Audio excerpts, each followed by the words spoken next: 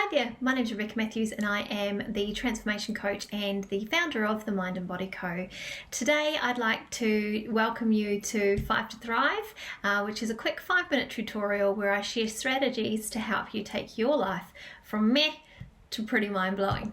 Today I wanted to share with you a strategy from Judy Holler, which is 5 steps to turn your fear into something extraordinary. So Judy talks about how fear is there as a subconscious ability to keep you safe, to help you feel safe and secure, and to stop you moving into something that's considered dangerous by your subconscious.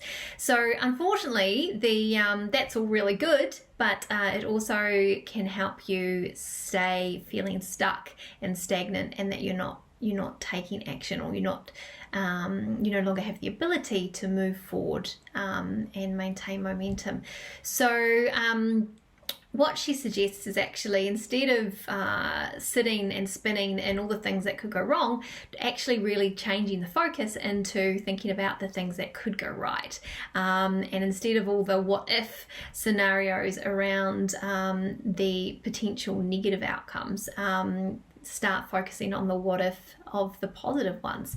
So she uses 5 steps where she walks through a strategy to help her change her mindset around the blocks that are coming up for her in terms of creating action and actually achieving the results of the goals that she's working towards.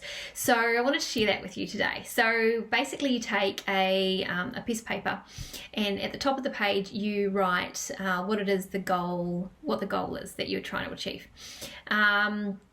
And then you have 5 sections underneath the heading. And basically what we're doing is we're going to move you through a process to say, to sort of move from being unable to take action to being excited to take action. So it's pretty extraordinary. So the first thing she does is she says, on that first column on that piece of paper, is write all of your excuses, all of the reasons you can't do the thing that you're trying to do. So no matter how ridiculous they are, no matter how logical or illogical, it doesn't matter. The point is to get it out of your head. So you want to write down all the excuses and all the things that are holding you back from doing the thing, or from making the first step to do the thing. And then the second column, you want to write a list of what are all the things that could go wrong. So these are the things you're telling yourself, oh, you can't do this because this might happen, or but what if this happens and this person says this, or this person does that, or thinks that, or whatever. So you want to write down all of the things that could go wrong. What's the worst case scenario here? Is if this all goes horribly wrong, and you've stepped out of your comfort zone and you've done something crazy, what are the things that could go really, really wrong here? And these are usually the things that come really easily, because they are the things that are spinning in our mind, stopping us taking the action. The third thing is, in the third column there is, if all of those horrible things were to eventuate, if the worst possible scenarios were to happen, what would you do? What would be your recovery strategy? So are there people that you would call? Are there actions that you would take to be okay? What are the steps that you can put in place if all those things went horribly wrong? What would you do and how would you cope? And I guess this is about just thinking about that you've actually got this. No matter how bad things go, no matter what happens, there are always people in your corner who are willing to help you pick up the pieces. And I guess this is a good opportunity just to remember that. And the fourth thing is, what is the cost of inaction here? So if you were not to do anything, if you were to stay exactly where you're staying now, if you were to make no progress on this whatsoever, what is the cost? The financial cost, the emotional cost, the the long-term cost that you would pay for taking no action, and it's sometimes a lot scarier.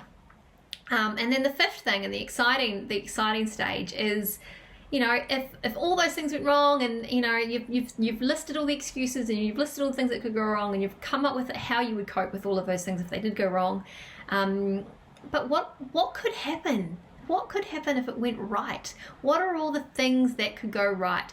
So in the fifth column, you want to write down all of the things it would mean to you, all of the things it would give you if you were to take this action, to do the scary stuff, to make this thing happen, and then really reflect on what that would give you, what would be the benefit, and what if all of this went right and none of the negative stuff happened and eventuated, and you realize it was all in your head, and that, you know, that's not the reality of the situation. So think about all of the positive things that could happen, and then you've purged all of the crap out of your brain. You've cleared space to make a conscious decision on if you want to move forward or not, but you've taken the noise away, and that's the strategy. That's the 5 steps. So excuses, what are all the things that could go wrong? What if it did go wrong? What would you do? What's the cost of not taking action? And what are all the things that could go right?